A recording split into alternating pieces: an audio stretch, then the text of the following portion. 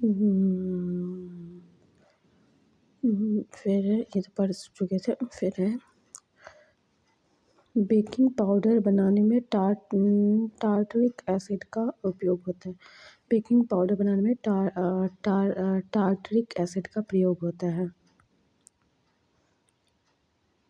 कुछ अणुओं की प्रबलता क्रम घटते क्रम में HCl सबसे ज़्यादा होता है, फिर HNO3, फिर H2SO4, फिर CH3COH। HCl, HNO3, H2SO4, CH3COH। Hydrochloric acid का एक अन्य नाम है म्यूरिएटिक एसिड। ये खनिज अम्ल भी है। हाइड्रोक्लोरिक एसिड का एक अन्य नाम है म्यूरिएटिक एसिड। यह खनिज अम्ल भी है।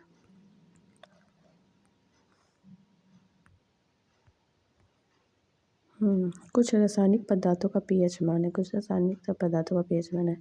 समुद्री जल का है 8.4 पीएच है। समुद्री जल का 8.4 है।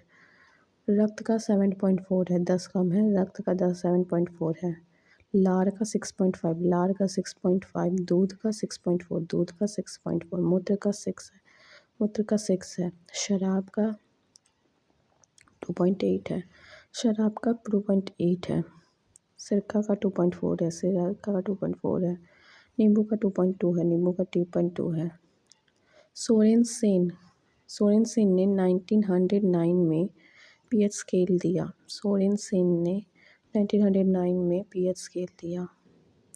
शराब पीकर गाड़ी चलाने वाले ड्राइवरों को जांच के लिए पुलिस द्वारा प्रयुक्त श्वास विश्लेषक अणुक्षार अभिक्रिया एसिड बेस रिएक्शन के आधार पर कार्य करता है। शराब पीकर गाड़ी चलाने वाले ड्राइवरों की जांच के लिए पुलिस द्वारा प्रयुक्त श्वास विश्लेषक अणुक्षार अभिक्रिया एसिड बेस रिएक्शन के आधार पर कार्य करता है। फिर विलयन के प्रकार। ठोस में ठोस का विलयन मिश्र धातुएं पीतल। ठोस में द्रव का विलयन थैलियम में पारा। ठोस में गैस का विलयन कपूर में वायु का विलयन। ठोस में गैस का। द्रव में ठोस का विलयन पारा में लेड का विलयन। द्रव में ठोस का विलयन पारा में लेड का विलयन। द्रव में द्रव का विलयन जल में अल्कोहल का विलयन। द्रव में द्रव का जल में अल्कोहल का विलयन। मतलब द्रव में ठोस का विलयन जल में कार्बन डाइऑक्साइड का विलयन। द्रव में गैस का विलयन जल में कार्बन डाइऑक्साइड का विलयन। गैस में ठोस का विलयन धुआं और वायु में आयोडीन का विलयन। गैस में ठोस का विलयन धुआं और वायु में आयोडीन का विलयन। गैस में द्रव का विलयन कोहरा बादल अमोनिया गैस का जल में विलयन। कोहरा बादल अमोनिया गैस का जल में विलयन। गैस में गैस का विलयन वायु गैसों का मिश्रण। गैस में गैस का विलयन वायु गैसों का मिश्रण। विलेयता या सॉल्युबिलिटी कैसे नापते? विलेय की मात्रा बाई विलयन की मात्रा। विलेय की मात्रा बाई विलयन की मात्रा इंटू 100। ऐसे इंपॉर्टेंट नहीं है विलेयता वगैरह। जब परिरोक्षण का माध्यम जल अल्कोहल या बेंजीन हो तो क्लोराइड को क्रमशः हाइड्रोसोल अल्कोहल या बेंजोसोल कहते हैं। जब परिक्षेपण का माध्यम जल अल्कोहल एवं बेंजामीन हो तो क्लोराइड को क्रमशः हाइड्रोसोल अल्कोहल या बेंजोसोल कहते हैं।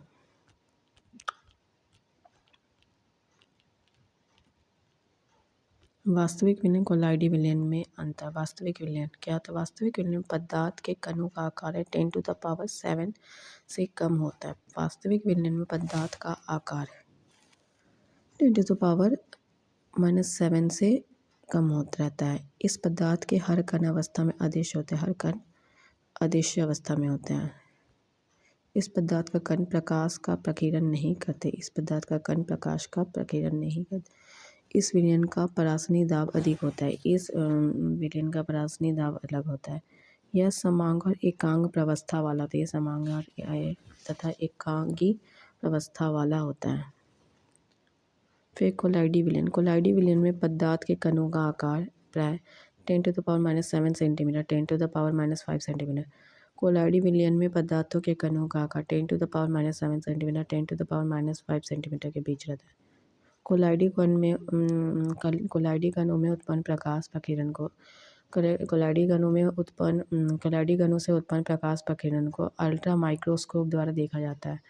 कोलाइडी कणों से उत्पन्न प्रकाश प्रकीर्णन को अल्ट्रा माइक्रोस्कोप द्वारा देखा जाए। ये कण प्रकाश का प्रकीर्णन करते हैं। इसकी परासनी दाब अपेक्षाकृत कम होता है। कम होता है। यह विषांग या दो अवस्था वाला होता है। यह विषमांग या दो अवस्था वाला होता है। विलयन का रंग मिथाइल ऑरेंज गुलाबी, लिटमस लाल। बताने छोड़ो ये वाला। कच्ची चीनी को रंगहीन करने हेतु एनिमल चारकोल का प्रयोग किया जाता है। कच्ची चीनी को रंगहीन करने हेतु एनिमल चारकोल का प्रयोग किया जाता है।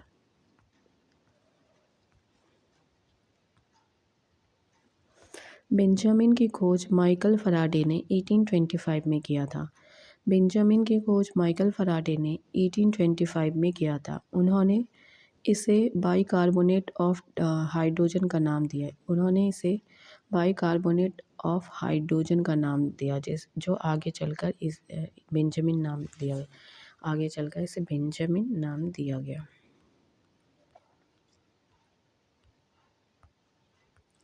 खाने के पदार्थ को पैक करने में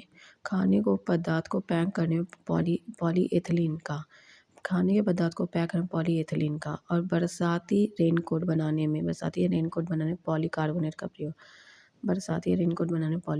का प्रयोग होता है। टेफ्लॉन नामक प्लास्टिक का निर्माण टेट्राफ्लोरोएथिलीन के बहुलीकरण से होता है। जिसका उपयोग न चिपकने वाली कढ़ाई के निर्माण में किया जाता है। थाइकोल रबड़ को ऑक्सीजन मुक्त करने वाले रसायनों के साथ मिलाकर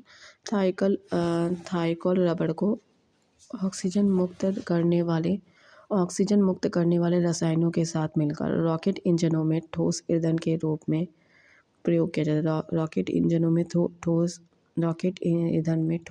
प्रयोग किया जाता है। थाइकोल रबड़ को ऑक्सीजन मुक्त करने वाले रसायनों के साथ मिलाकर रॉकेट इंजनों में ठोस ईंधन के रूप में प्रयोग किया जाता है। पेट्रोलियम प्रभाजनों के नाम प्राकृतिक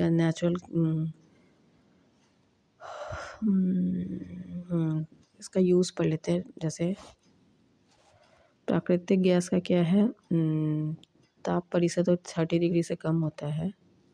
ठीक है। प्राकृतिक गैस का यूज़ क्या है, रसोई गैस के रूप में। पेट्रोल या गैसोहॉल का प्रयोग ईंधन एवं स्प्रिट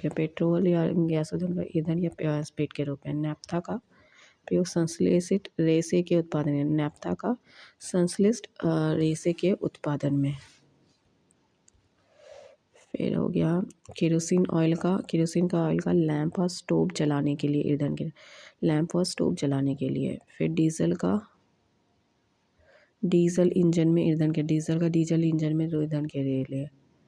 स्नेहक तेल या लुब्रिकेंट ऑयल का स्नेहक के रूप में एवं दवा बनाने। लुब्रिकेंट का प्रयोग है स्नेहक के रूप में अथवा दवा बनाने में। पेट्रोलियम जेली का प्रयोग स्नेहक और दवा बनाने में। पाराफिन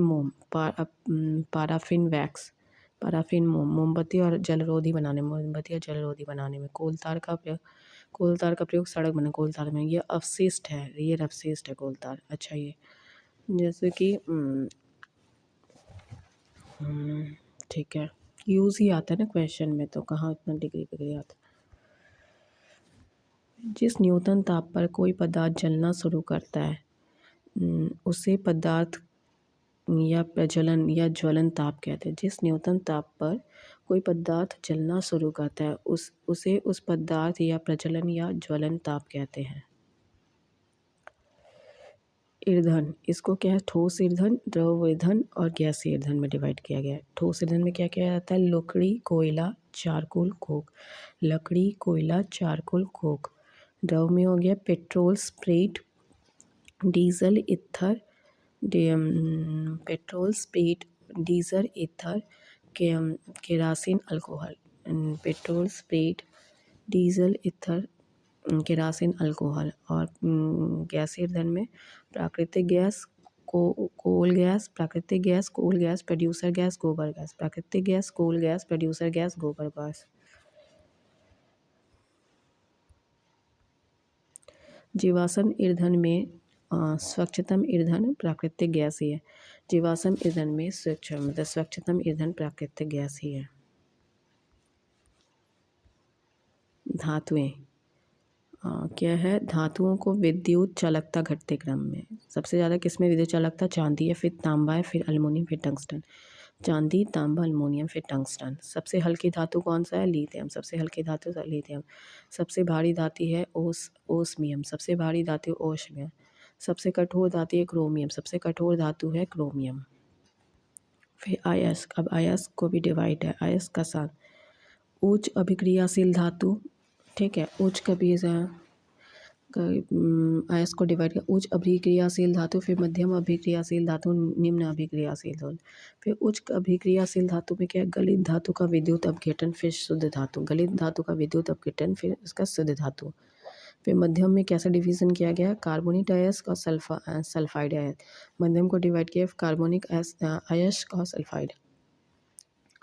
फिर कार्बनिक और कार्बनिक को फिर निस्तापन, कार्बनिक निस्तापन पता नहीं क्या है, और सल्फाइड अयस्क को भंजन, ब्रेड को भंजन। फिर दोनों मिलाकर धातु का ऑक्साइड बनता है, फिर वो धातु का अपघटन, फिर धातु का शोधन होता है। बाप रे। फिर निम्न अभिक्रियाशील धातु में सल्फाइड, निम्न अभिक्रियाशील धातु को सल्फाइड अयस्क में डिवाइड किया गया। फिर सल्फाइड को भंजन, फिर धातु, फिर परिष्करण, पता नहीं क्या, छोड़ो।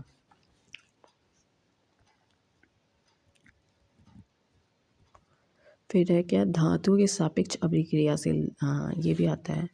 सबसे अधिक अभिक्रियाशील कौन है, पोटाशियम है, फिर सोडियम है, फिर कैल्शियम है। पोटासियम है, सोडियम है, फिर कैल्शियम है, फिर मैग्नीशियम, फिर अल्युमिनियम है, फिर जस्ता है, फिर लोहा है, फिर शीशा है, फिर हाइड्रोजन है, फिर तांबा है, फिर पारा है, फिर चांदी है, फिर सोना है। सोना सबसे कम है। Potassium, sodium, calcium, magnesium, aluminium, जस्ता, लोहा, शीशा, हाइड्रोजन, तांबा, पारा, चांदी, फिर सोना। पोटाशियम की खोज कौन किया था, हम्फ्री डेवी ने। पोटाशियम की खोज हम्फ्री डेवी ने। कैसे कैसे किसका, जैसे पोटाशियम मतलब सोडियम, कैल्शियम, मैग्नीशियम, अल्युमिनियम को विद्युत अपघटन से। Potassium, sodium, calcium, magnesium, aluminium को विद्युत अपघटन।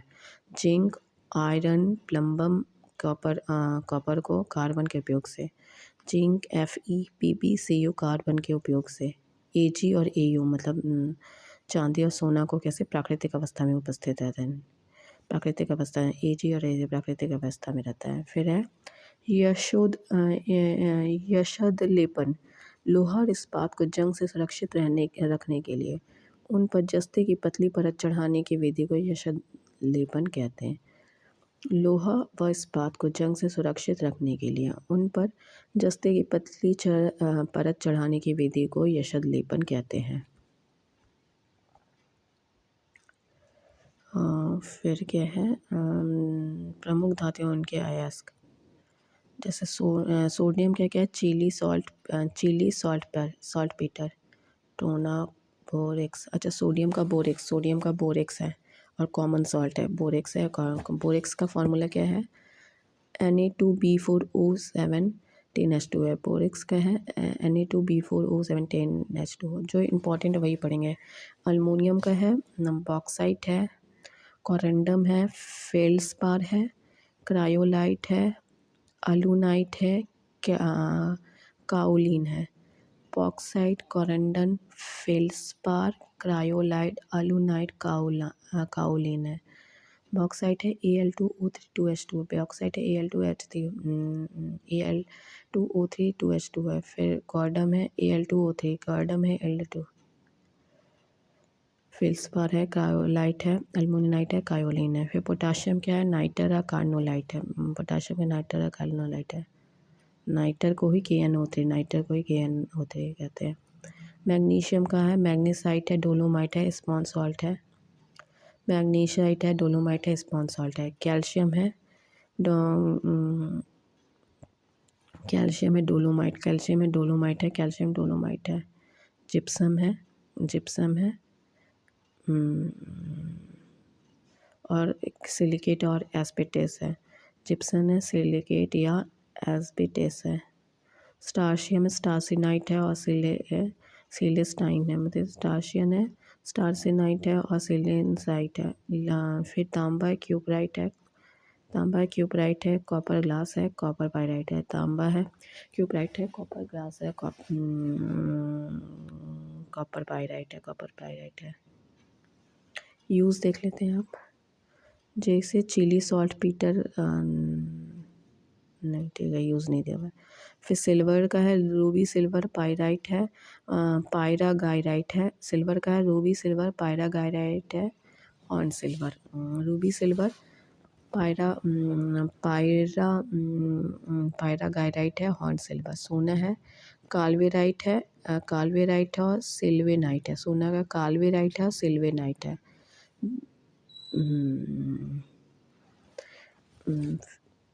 फिर है जिंक का, जिंक ब्लेंड है, कैल्मिनाइन है, जिंकाइट है। जिंक ब्लेंड है, कैल्मिनाइन है, जिंकाइट है। पारा का सिनेबार है, HGS पारा सिनेबार है। टीन का है, टीन का है कैसेटेराइट है, टीन का है कैसेटेराइट है।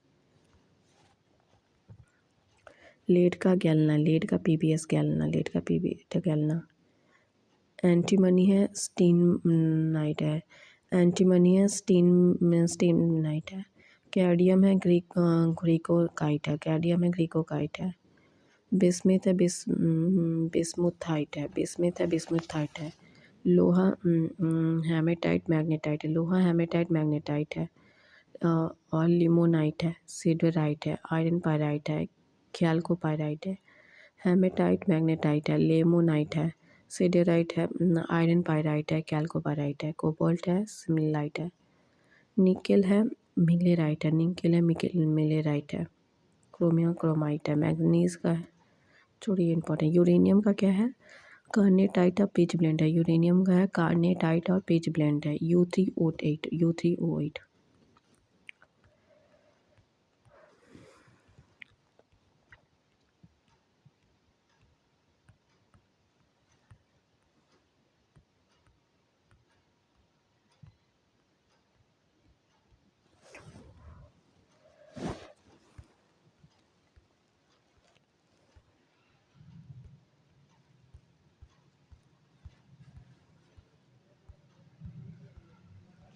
दलहनी पौधे की जड़ों में राइबोसियम नामक जीवाणु पाए जाते हैं। दलहनी पौधे की जड़ों में राइबोसियम नामक जीवाणु पाए जाते हैं, जो नाइट्रोजन स्थिरीकरण में भाग लेते हैं, जो नाइट्रोजन स्थिरीकरण में भाग लेते हैं, जो नाइट्रोजन स्थिरीकरण में भाग लेते हैं। तड़ित के कारण कोई भी नाइट्रोजन ऑक्सीजन की प्रतिक्रिया से नाइट्रोजन के ऑक्साइड बनते हैं। तड़ित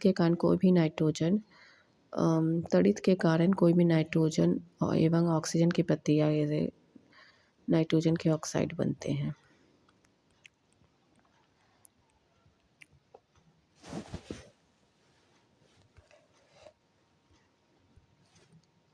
कार्बन मोनोऑक्साइड की विषैली प्रकृति को कार्बोलिक एसिड समाप्त करे। कार्बन मोनोऑक्साइड की विषैली प्रकृति को कार्बोलिक एसिड समाप्त कर देता है। ग्लोबल वार्मिंग के लिए उत्तरदायी गैस है CO2।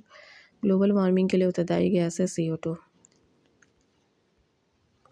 वायु के साथ विस्फोटक मिश्रण नहीं आने के कारण, वायु के साथ विस्फोटक मिश्रण नहीं बनने के कारण वायु भरे गुब्बारों में हीलियम को हाइड्रोजन की अपेक्षा वरीयता दी जाती है। हीलियम को हाइड्रोजन की अपेक्षा वरीयता दी जाती है।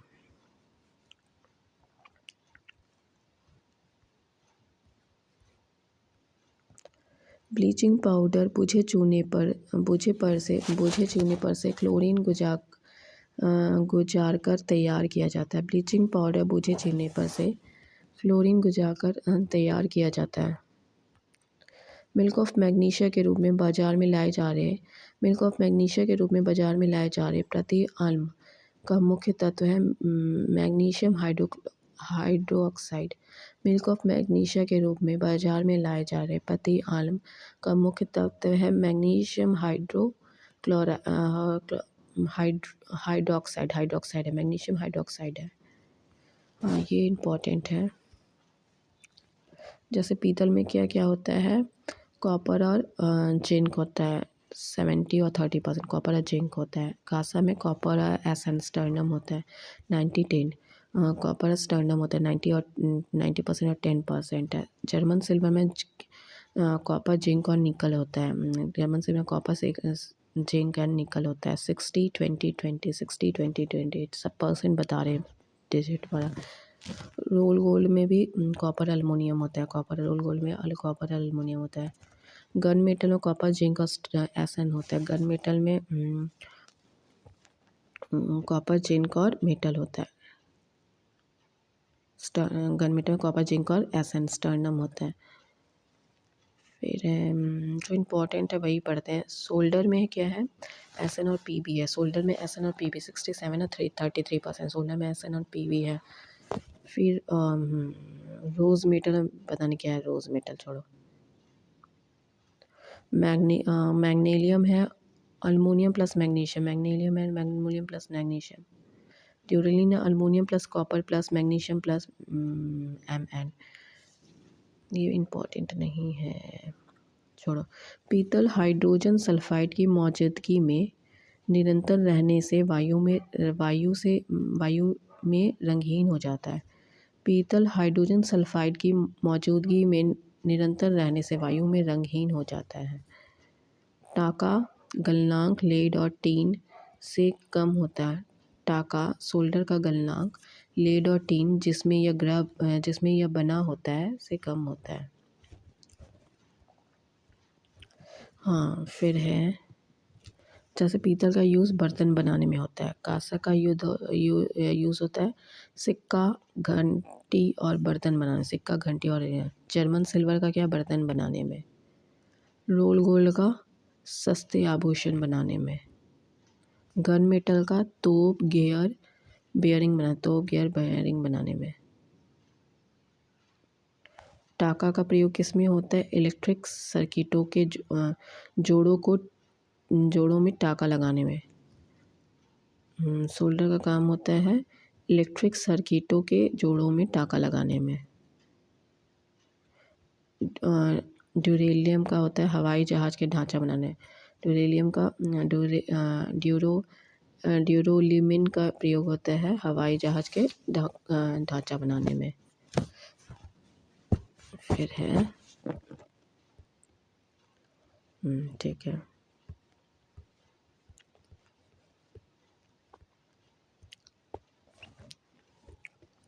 पानी में साबुन और डिटर्जेंट की मैल दूर करने की क्रिया। पानी में साबुन और डिटर्जेंट की मैल दूर करने की क्रिया मिशेली निर्माण के द्वारा। पानी में साबुन और डिटर्जेंट की मैल दूर करने की क्रिया मिशेल के निर्माण द्वारा होता है।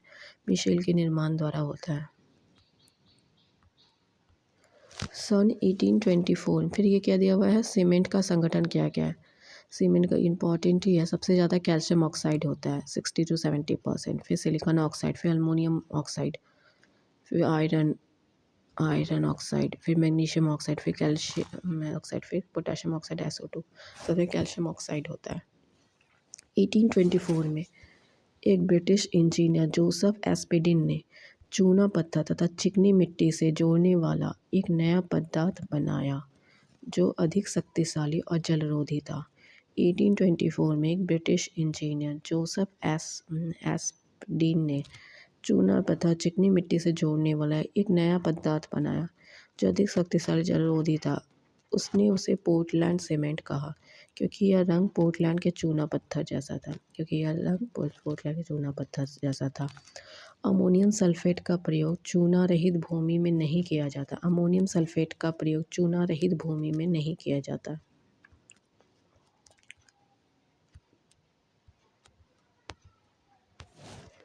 हाँ, जैसे कुछ कुछ ग्लास है उनका प्रयोग। फ्लिंट कांच, कैमरा दूरबीन के लेंस विद्युत बल्ब में, कैमरा दूरबीन के लेंस, पायरेक्स कांच का प्रयोगशाला में, पायरेक्स का प्रयोगशाला में प्रयोग किया जाता है। सोडा कांच का ट्यूबलाइट बोतलें और प्रयोगशाला के उपकरणों और दैनिक प्रयोग के बर्तन। दैनिक बर्तन क्या है? सोडा कांच का ट्यूबलाइट बोतलें प्रयोगशाला के उपकरण दैनिक प्रयोग के बर्तन। क्रूक्स कांच का उपयोग धूप चश्मों के लिए, क्रूक्स कांच धूप चश्मा। पोटाश कांच का अधिक ताप तक गर्म किए जाने वाले कांच के बर्तन के और प्रायोगिक उपकरण। अधिक ताप तक गर्म किए जाने वाले कांच के बर्तन और प्रायोगिक उपकरण। फिर हो जाता है प्रकाशीय कांच का चश्मा सूक्ष्मदर्शी टेलीस्कोप प्रिज्म बनाने में, कांच का चश्मा सूक्ष्मदर्शी टेलीस्कोप और प्रिज्म बनाने में। प्रमुख उत्प्रेरक, अमोनिया गैस बनाने के हैबर विधि चूने का लोहे का चून। अमोनिया गैस बनाने के हैबर विधि में लोहे का चून। वनस्पति तेलों से कृत्रिम घी बनाना, निकेल। मध्यप्रदेश उत्प्रेरक कौन सा? अच्छा देखो, उद्योग है और उत्प्रेरक क्या क्या है एंजाइम्स। फिर से पढ़ते हैं। अमोनिया गैस बनाने की हैबर विधि में लोहे का चून, हैबर विधि में लोहे का चून। वनस्पति तेलों से कृत्रिम घी बनाना, निकेल। वनस्पति तेलों से कृत्रिम घी बनाना, निकेल। सल्फ्यूरिक एसिड बनाने की संपर्क विधि प्लैटिनम चून। सल्फ्यूरिक एसिड बनाने की संपर्क विधि प्लैटिनम चून। सल्फ्यूरिक एसिड बनाने की शीशा कक्ष विधि में सल्फ्यूरिक एसिड बनाने की शीशा कक्ष विधि नाइट्रोजन के ऑक्साइड। सल्फ्यूरिक एसिड बनाने की शीशा कक्ष विधि नाइट्रोजन के ऑक्साइड। अल्कोहल से ईंधन बनाने की विधि गर्म एल्यूमिना। अल्कोहल से ईंधन बनाने की विधि गर्म एल्यूमिना। क्लोरीन गैस बनाने की डीकन विधि क्यूप्रिक क्लोराइड। क्लोरीन गैस बनाने की डीकन विधि क्यूप्रिक क्लोराइड।